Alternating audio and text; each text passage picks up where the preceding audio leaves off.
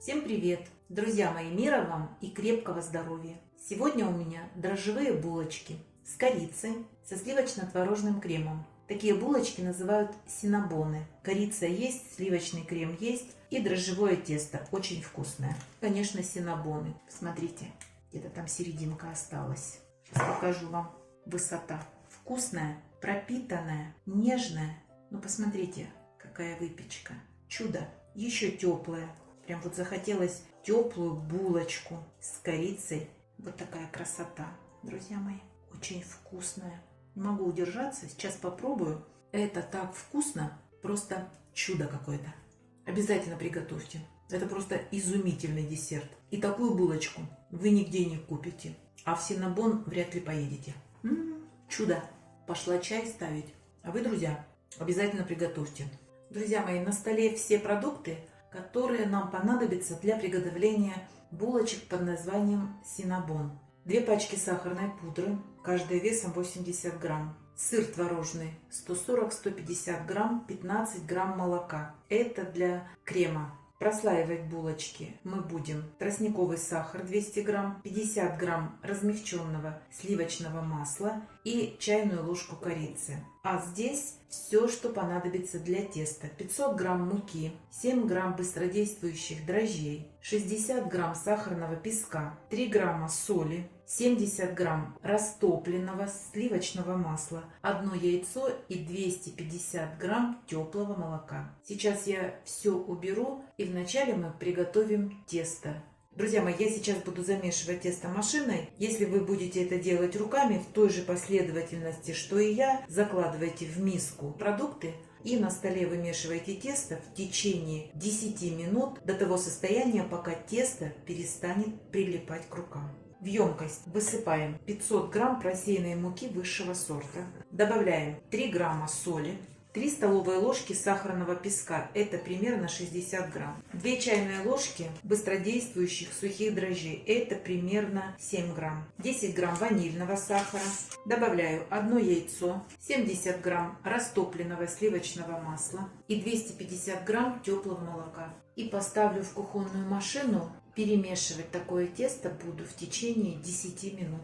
Ровно 10 минут у меня вымешивала машина тесто. Если у вас через 10 минут от стеночек тесто не отходит, добавьте буквально пол чайной ложки муки. И заметите, как тесто начнет отходить от стенок. То же самое на столе. Почему я говорю добавьте муки? Потому что клейковина у муки разная. Я использую муку Макфа. Меня она никогда не подводит. А какую муку используете вы, я не знаю. А поэтому немного можно больше добавить муки. Обязательно миску растительным маслом смазываем, округляем тесто. Закрываю пищевой пленкой. Обязательно сделаю 2-3 прокола. Тесто должно дышать. И уберу в теплое место на подъем. Я, кстати, сейчас поставлю на подоконник.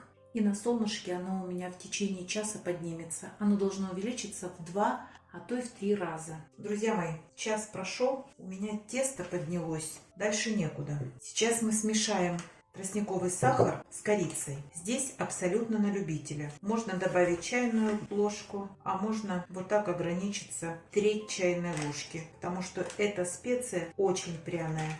И перемешаю. Можно использовать и обычный сахар. Добавьте корицы, все будет классно. Еще я подготовила сливочное масло. Оно у меня стоит на столе минут уже 10. Вот мое тесто. Какова красота. Тесто удивительное. Чем дольше вы дрожжевое тесто вымешиваете, тем качественнее оно у вас получится. Обязательно столешницу присыпаю мукой и выгружаю тесто. Друзья мои, обминаю и одновременно его растягиваю. Раскатывать буду в пласт толщиной 1 сантиметр. Можно использовать муку, но я вот внизу муки подсыпала, а сверху не буду. Так наши слои лучше склеются. Старайтесь раскатывать так, чтобы по всей поверхности толщина была одинаковой. Обязательно формируем прямоугольный пласт. Я думаю, что примерно 30 на 40. Все, друзья мои.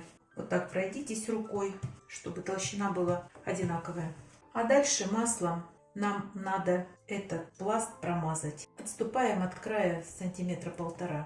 и не смазываем масло для того, чтобы мы наш рулет, который мы сейчас сформируем, легко закрыли.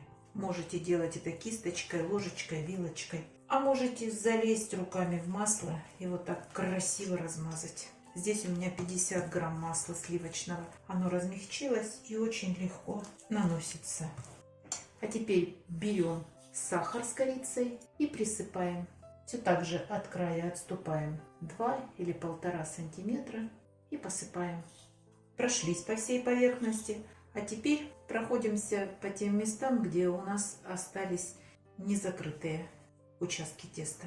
И поехали. С самого начала, сейчас вам не видно будет, начинаем очень плотно закручивать рулетик. Можно было чуть тоньше раскатать, но, как всегда, нехватка этого времени. Поехали закручивать. Если у вас рулет выходит за границы, можете немножечко потянуть тесто. Вот этот шов постарайтесь защипнуть. Он это с трудом делает, потому что мука внизу, но вполне возможно. И снова опускаем на этот шов, пусть он закроется.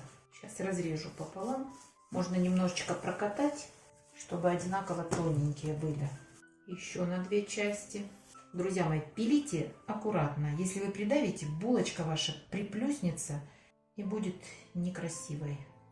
И выкладываем сразу в форму. Друзья мои, шов должен смотреть на шов, потому что при выпекании булочка может раскрыться, а шов упрется в соседнюю булочку. Кстати, в такой форме, хоть как выкладывай, форма 20 на 30 сантиметров, они по-любому затянут всю поверхность, они сейчас увеличатся, при выпекании еще увеличатся. Но самое главное, мне нравится, когда вот эти края у булочек при выпекании соединяются. Мне кажется, это самое вкусное место. Все, закрываем пищевой пленкой и оставляем на расстойку минут на 20-25.